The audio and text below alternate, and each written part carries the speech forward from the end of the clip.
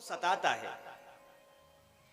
आप कृपा करो, आपके दिव्य तेज से ही यह बालक जन्म लेगा और वह तारकासुर को मारेगा।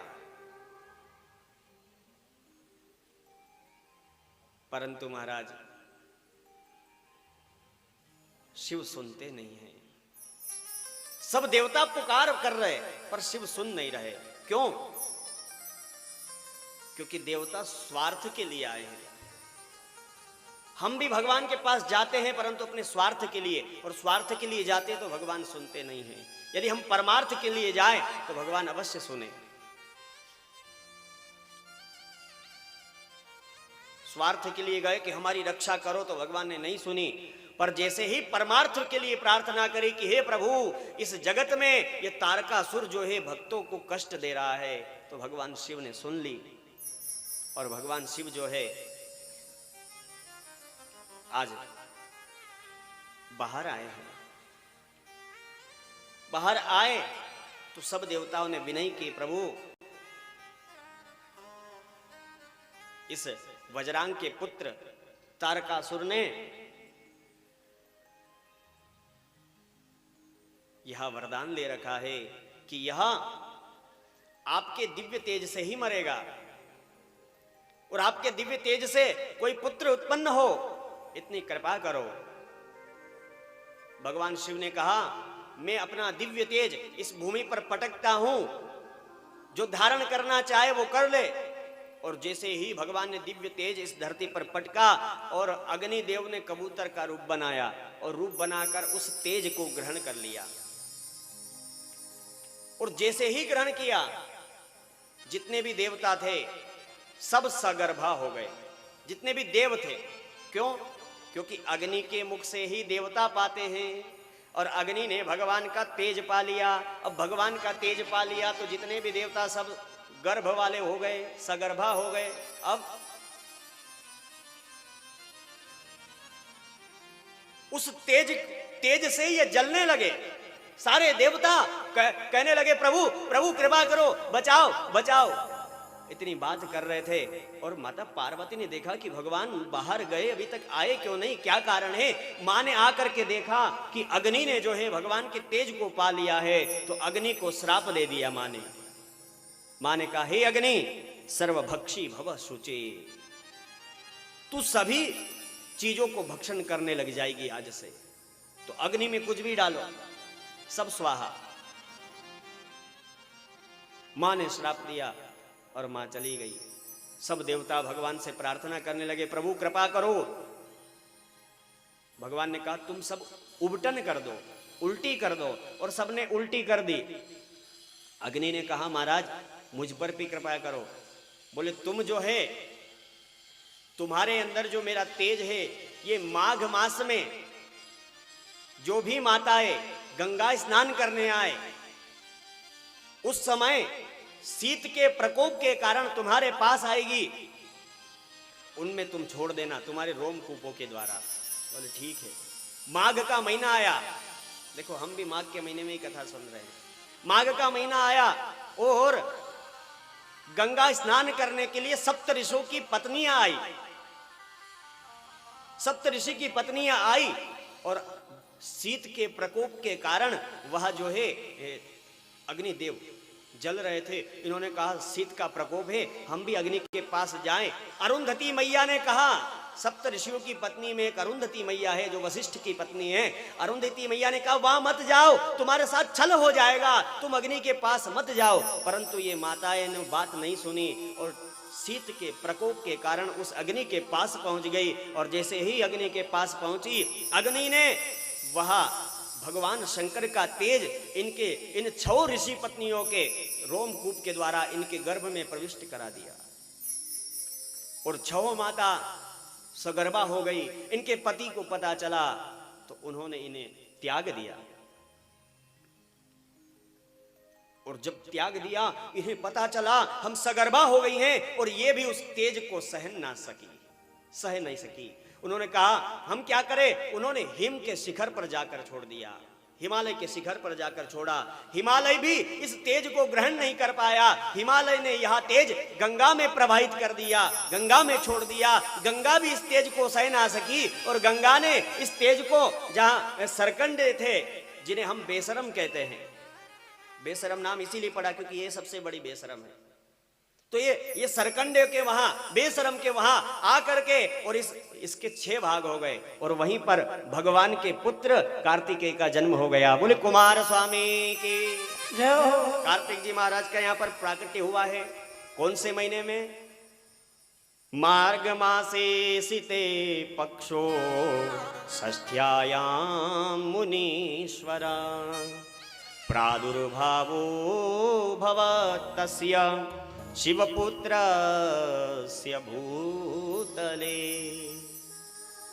मार्ग मासे, मार्ग शीर्ष का मास जिसे हम अगहन कहते हैं, अगहन के महीने में जो है शुक्ल पक्ष की षष्ठी तिथि के दिन भगवान शिव जी के पुत्र का इस पृथ्वी पर प्राकट्य हुआ और आज भी षष्ठी है और उस दिन भी छठ ही थी। हम सब भी छठ के दिन भगवान कुमार स्वामी का प्राकट्य श्रवण कर रहे हैं। हम भी बड़भागी हैं। कुमार स्वामी प्रकट हुए, वहां पर जो है कृत्तिकाएं आई, बालक का जन्म हुआ, कृत्तिकाएं आई और इतना सुंदर बालक है कि इसे देखकर इन 6 माताओं ने कहा कि हमें भी जो है इस बालक को लालन पालन करना चाहिए, इसको दुग्धपान कराना चाहिए। 6 कृत्तिकाएं हैं, 6 ही कृत्तिकाएं कहती इसे मैं दूध पिलाऊंगी, इसे मैं दूध पिलाऊंगी, इसका लालन पालन मैं करूंगी। तो तदवाद समनार्थम सम ससन्मुखानि निर्कृता। महाराज इन कुमार स्वामी ने उन 6 माताओं के वाद के समन के लिए, विवाद के समन के लिए अपने एक मुख से 5 मुख और प्रकट कर लिए और ये 6 मुख वाले बन गए। बोले सदानंद जी महाराज की जय हो। कितने हो गए? 6 मुख, सदानंद हो गए। अच्छा, आजकल लोग जयकार बोलते हैं तो क्या बोलते हैं? गजानंद बोलते हैं ना, गजानंद। गजानंद गणपति महाराज की जय। कभी भी गजानंद नहीं बोलना चाहिए। गजानंद बोल दिया ना तो गणेश जी नाराज हो जाते हैं, क्योंकि वहां आनंद की बात है, आनंद की बात नहीं है। आनंद कहते हैं मुख को। अब आनंद, जैसे आरती हम गाते हैं ना तो क्या कहते हैं? एकानन चतुरानन पंचानन राजे, आनंद राजे। तो ऐसे ही एकानन कौन है?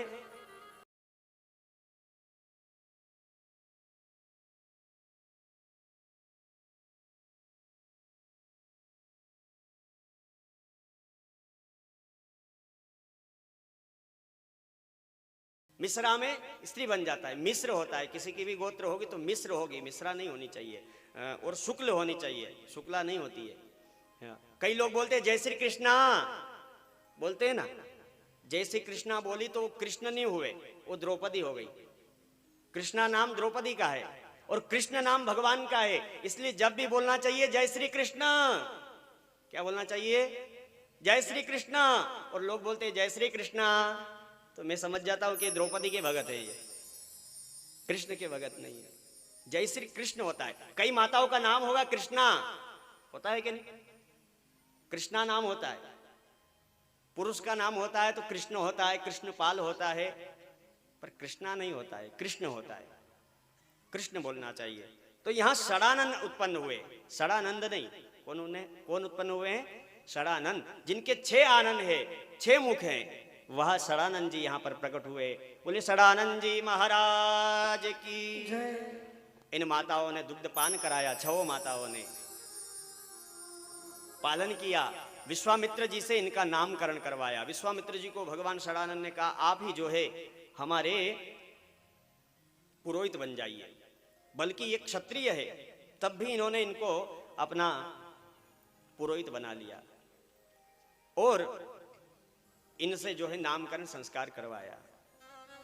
हमें भी हमारे बालकों का नामकरण करवाना चाहिए और नाम ऐसा रखना चाहिए। अभी बोला ना कृष्णा, कई लोग कृष्णा नाम रख लेते हैं छोटे बालक का। अब कृष्णा में वो स्त्री बन जाता है, स्त्री जैसा उसका फिर स्वभाव बन जाता है, नाम का व्यक्ति पर प्रभाव पड़ता है। इसलिए नाम ऐसा होना चाहिए जो हर परिस्थिति में जचता हो। कई लोग बच्चा जब छोटा होता है तो उसका नाम रख देते टुक टुक। अब छोरा छोटा है, टुक टुक बोलो तब तो अच्छा लगे, बड़ा हो जाए, बुढ़ा हो जाए, हाथों में कुबड़ा आ जाए, गालों पर झुर्रिया पड़ जाए और टिक टिक करके चलने लगे और कोई पीछे से बोले टुक टुक, है कैसा लगेगा? अरे भैया नाम ऐसा हो जो हर परिस्थिति में अच्छा लगे, बुढ़ापे में भी नाम जचे। कई बिटिया छुटिया छोटी होती है ना तो वह को नाम गुड़िया रख दे, है उसे गुड़िया बोले, गुड़िया गुड़िया। और यही गुड़िया जब बुढ़िया हो जाए, गालों पर झुर्रिया पड़ जाए, हाथों में कुबड़ा आ जाए और कोई पीछे से बोले गुड़िया, तो उसको कैसा लगेगा कि गजब मारा बाप है, मारो नाम रखियो। कई लोगों का नाम हो जाता है बाबू, कई लोगों का नाम बाबूलाल होता है। अब बाबू छोटा है तब तो अच्छा है, अब ये बड़ा हो जाए, कोई हो तो साहब, मैं आपको नहीं बोल रहा हूं, मैं तो यहां बता रहा हूं कि अब ऐसी गलती नहीं हो, अब ऐसा नाम नहीं रखा जाए। छोटा है तब तो अच्छा लगता है, पर यही बाबू बड़ा हो जाए और फिर कोई बोले अरे बाबू, कैसा लगेगा साहब? इसलिए नाम ऐसा होना चाहिए जो हर परिस्थिति में अच्छा लगता हो। एक व्यक्ति का नाम था ठनठन पाल। क्या नाम था? ठनठन पाल। इसकी पत्नी आई और आकर के देखा, कहा महाराज आपका सब कुछ जम गया पर ये नाम नहीं जमा, आपका नाम बहुत खराब है। इसने कहा ठीक है महाराज, देवी तू है जो नाम बदल दे मेरा।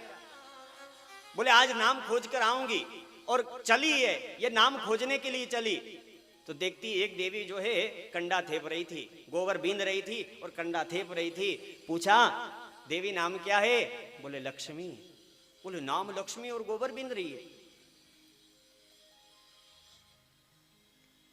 फिर आगे गई, नाम की धजिया उड़ा रखी। आगे गए तो एक भैया कटोरा लेकर के भीख मांग रहे थे, कह रहे थे दे दो दे दो, उसके नाम पे दे दो, उसके नाम पे दे दो। उन्होंने कहा भाई तेरा नाम क्या है? बोले धनपाल। अरे नाम धनपाल और मांग भीख रहे हो? नाम की धजिया उड़ा रखी। आगे गई तो एक शव यात्रा जा रही थी, इसने कहा कौन मर गया? लोगों ने कहा अमर सिंह जी मर गए हैं। बोले ये कैसे अमर सिंह जो मर गए? घर आई, पतिदेव ने पूछा क्या नाम जचा, क्या नाम रखा? बोले महाराज पूछो मत, नाम की तो लोगों ने धजिया उड़ा रखी है। क्यों? बोले गोबर बिनती पाई लक्ष्मी, भीख मांगते पाए धनपाल, अमर सिंह से मरे पड़े हैं, बने रहे मेरे ठन ठन पाल। यही नाम अच्छा है स्वामी जी, यही नाम अच्छा है।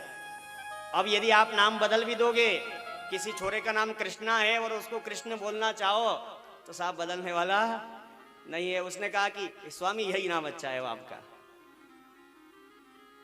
तो ये तो बचपन की बातें होती है साहब। हमारे यहाँ नाम बिगाड़ने की आदत है प्राय। किसी का नाम राम हो तो उसको राम नहीं बोलते, उसको बोलते रामोड़ा है। नाम बिगाड़ने की आदत है। किसी का नाम कृष्ण है तो उसे कृष्ण नहीं कहते, उसे कहते हैं कानूड़ा है। नाम बिगाड़ते हैं कि नाम बिगाड़ने की आदत है साहब।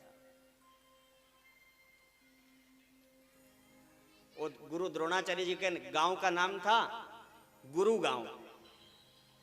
उसको चेलों ने जो है गुरु गांव को गुड़गांव कर दिया। नाम ऐसा होना चाहिए जो हर परिस्थिति में अच्छा लगे, नाम जचना चाहिए। नाम की बड़ी महत्वता है। नाम रखो राम, राम हर परिस्थिति में जमेगा। नाम रखो नारायण, नारायण हर परिस्थिति में रहे। नाम रखो कृष्ण, हर परिस्थिति में लगेगा, अच्छा लगेगा। और ये कृष्ण का नाम जपते जपते, राम का नाम जपते जपते, शिव का नाम जपते जपते, ये तुम्हारा पुत्र सुने नहीं सुने पर वो परमात्मा जरूर सुन लेगा। और उसने सुन ली तो सब कुछ बन जाएगी, अच्छी हो जाएगी। तो नाम अच्छा होना चाहिए। विश्वामित्र जी ने नामकरण किया। विश्वामित्र जी कहते हैं, इनके नाम अनेक अनूपा, परम विचित्र एक ते का। इनके नाम अनेक हैं, परंतु फिर भी इनका नाम में आप सब, कृतिका इनकी माता है, इसलिए इनका नाम मैं रखता हूं एक कार्तिक। इनके 6 मुख हैं, इसलिए इनका एक नाम है षडानन। इनका एक नाम पड़ेगा गुह्य, एक नाम है इनका स्कंद। इस प्रकार से जो है नामों की जय जयकार हुई। और इधर माता पार्वती ने पूछ लिया। माता पार्वती ने कहा, महाराज ये बताइए, आपका जो तेज उस अग्नि ने कबूतर का रूप बना करके और पाया था, उस तेज का हुआ क्या? तब भगवान शंकर ने पृथ्वी को बुलाया। पृथ्वी से कहा, पृथ्वी बताओ उस तेज का क्या हुआ? पृथ्वी ने कहा, महाराज मैं सहन नहीं कर पाई उस तेज को, और मैंने उस तेज को जो है डाल दिया नीचे। नीचे डाला तो अग्नि ने पाया। अग्नि से पूछा, अग्नि तूने उस तेज को कहां डाला? इसने कहा, मैंने गंगा पर डाल दी, पर्वत पर डाल दिया। पर्वत से पूछा कहां गया? बोले गंगा में गया। गंगा से पूछा कहां गया? बोले सरकंडों में गया। सरकंडों से पूछा कहां गया? बोले आप वायु से पूछिए, मुझे नहीं पता। वायु से पूछा, वायु ने कहा, महाराज वह एक बालक बन गया था। अच्छा, वायु इतना कहकर चले गए। अब किससे पूछा जाए? बोले वायु के बाद सूर्य की गति है, सूर्य से पूछे, सूर्य बताओ वह बालक आ गया। बोले सूर्य ने कहा, महाराज जो है वह बालक रो रहा था और उसे देखकर मैं अस्ताचल की ओर चला गया। अच्छा, अब किससे पूछे? तब कहा कि सूर्य चला जाता है तो चंद्रमा आ जाता है। चंद्रमा से पूछा, चंद्रमा ने कहा कि वहां पर कृतिकाएं आई थी, कृतिकाएं उस बालक को लेकर गई हैं। अच्छा ठीक है। इस प्रकार से पूरी पृथ्वी से, जल से, वायु से, तेज से, आकाश से भगवान ने पूछा है। सब ने कुछ ना कुछ उत्तर दिया है। और उसके बाद भगवान सबसे प्रसन्न हुए कि हमारी बालक का जो है लालन पालन पोषण कृतिकाएं कर रही हैं। भगवान प्रसन्न हुए और भगवान ने जो है यहां से इन सभी को कुछ ना कुछ प्रदान किया है। और फिर अपने दूतों को भेजा, जाओ उस बालक को लेकर के आओ। दूतों को भेजा, दूत गए। कृतिकाओं माताओं को, ऐसे हर कथा की एक फलश्रुति होती है कि इस कथा को सुनने से क्या फल प्राप्त होता है। तो यह षडानंद जी कथा सुनने से हमें यह फल प्राप्त होता है। इस प्रकार से कुमार स्वामी की कथा कही। अब जो है नारद जी बोले, मैं गणेश चरित्र सुनना चाहता हूं। महाराज नंदी को कहनी है, कैसे कहें?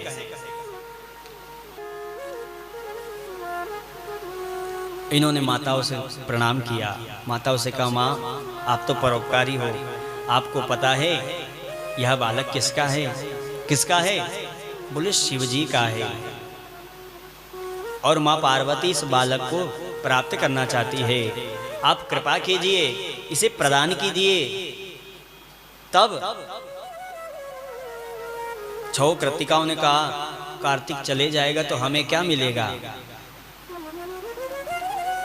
तब कृतिका माताओं को प्रणाम करके कहा, माँ मैं यह वचन देता हूं कि ये यह जो महीना चल रहा है, यह महीना कार्तिक का महीना होगा। और इस महीने में जो भी व्यक्ति दीपदान करेंगे वह सब माता आपका स्मरण करेंगे। और दीपदान करने से मैं उनके घर में हमेशा उजाला बना रहने दूंगा, हमेशा उनके घर में दिव्यता रहने दूंगा, उनके घर में भव्यता रहने दूंगा, उनके घर में प्रकाश रहने दूंगा। ऐसा आशीर्वाद दिया। और आज कहा जो कुंवारी कन्या कार्तिक के महीने में स्नान करेगी उन्हें सुंदर पति में वर के रूप में प्रदान करूंगा। और स्कंद भगवान इस प्रकार से माताओं को ऐसा वचन दे करके और आज कैलाश को चले गए। बोले स्कंद भगवान की। अब यहां से मां के पास पहुंचे। मां ने खूब लाड़ दुलार किया और एक दिन सब देवता शरण में आए। कहा महाराज आप जो है ये तारकासुर से युद्ध करो। और सब देवता तारकासुर को ललकारने लगे। मां ने कहा मेरा छोटा सा बालक है। तब शंकर भगवान ने समझाया कि देवी छोटा सा बालक है परंतु ये मेरे दिव्य तेज से प्रकट हुआ है। और तारकासुर ने यही वरदान मांगा था कि जो मेरे दिव्य तेज से इस बालक को भगवान शंकर जब विवाह करेंगे और उनका दिव्य तेज प्रकट होगा उसी तेज से मेरा मरण होगा। परंतु यहाँ पर जो है भगवान का यह दिव्य तेजस्वी पुत्र है, वही पुत्र है और वही उसे मारेगा। तो आज महाराज यहाँ पर बेंजो बजाओ।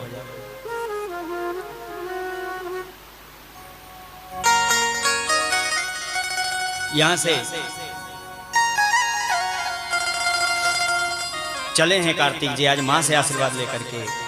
और जा करके सभी देवताओं ने कार्तिक जी को आगे सामने रख दिया। जब सामने रखा तो तारकासुर ने कहा तुम्हें शर्म नहीं आती? छोटे से बालक को मुझसे लड़ने के लिए भेज दिया। अरे देवताओं मैं वीर हूं इसलिए इस बालक को क्षमा करता हूं, इसे ले जाओ, इसे तुम हटा दो। जब कहा तब कार्तिक जी बोले हैं, स्कंद भगवान बोले हैं। स्कंद ने कहा वीर पुरुषों को ऐसी बातें शोभा नहीं देती। या तो तुम भाग जाओ मैदान छोड़कर या मुझसे युद्ध करो। अरे बच्चा है, बालक है, कोई भी है, मैं जब तुम्हारे सामने हूं तो डटकर सामना करो ना। और आज तारकासुर को क्रोध आया। उसने कहा यदि तू मजा चखना चाहता है तो आजा। इधर से इसने भी शक्तिपात किया, इधर से भगवान स्कंद ने भी शक्तिपात किया। घमासान युद्ध होने लगा। ब्रह्मा विष्णु सब इस युद्ध में है और अनेकानेक गण आज कार्तिक जी के साथ है। उस दुष्ट राक्षस के साथ भी अनेक गण हैं और घमासान युद्ध हुआ। और माँ गौरा का और शंकर भगवान का स्मरण किया है कार्तिक जी ने। और दिव्य शक्तिपात जब किया तो तारकासुर को लगा और तारकासुर का उद्धार हुआ। और स्कंद भगवान की जय जयकार लग गई। बोले स्कंद भगवान की जय। जय श्री महादेव शंभो। भगवान ने इन पर कृपा कर दी। एक नारद नाम का ब्राह्मण एक बार इनकी शरण में आया तो उन्होंने उसके ऊपर भी कृपा करी। अनंत कर्म किए इस प्रकार से स्कंद भगवान ने। और एक पुराण ही इनके नाम से है जिसका नाम है स्कंद पुराण। उस स्कंद पुराण में स्कंद के बारे में अत्यंत चर्चा है। अब जो है कासुर का उद्धार करके और उस नारद ब्राह्मण का कार्य पूर्ण करके और जब कैलाश आए तो माँ ने विजय का इनको माला पहनाया है और माँ ने आशीर्वाद दिया, खूब लाड़ दुलार किया। इस प्रकार से वज्रांग के पुत्र तारकासुर का उद्धार किया। और अब जो है श्री गणेश जी के प्राकट्य